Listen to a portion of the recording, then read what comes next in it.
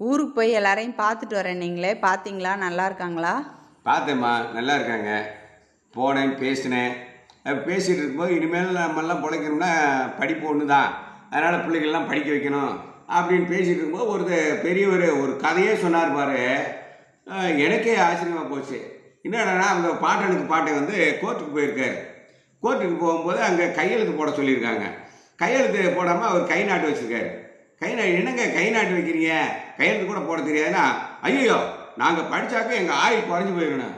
அட பாவிகளா, இப்படியா உழைக்கும் மக்களை கல்வியிலேருந்து பிரித்து எடுக்கிறக்க இப்போ 1000 கதைகளை சொல்லி வைக்கிறது. இப்போ அப்படியெல்லாம் பண்ணிவிட்டு நாங்கள் தான் பிறவி அறிவாளிகள் அப்படின்னு சொல்லிட்டு பேசிகிட்டு இருக்கானுங்க. ஆனால் இப்போ தான் ஒரு 100 வருஷத்துக்கு முன்னாடி அந்த வாய்ப்பு, படிக்கிற வாய்ப்பு கிடைச்சோன்னே உழைக்கும் மக்கள்லாம் எங்கேயோ போயிட்டாங்க. ஆனால் அவனை பின்னாடி இழுத்துக்கிறதுக்கு 1000 தடைகளை போட்டு இருக்கிறாமா. அதான் பெரிய இதாக இருக்குது. நம்ம மக்கள் புரிஞ்சுக்கிறோம்.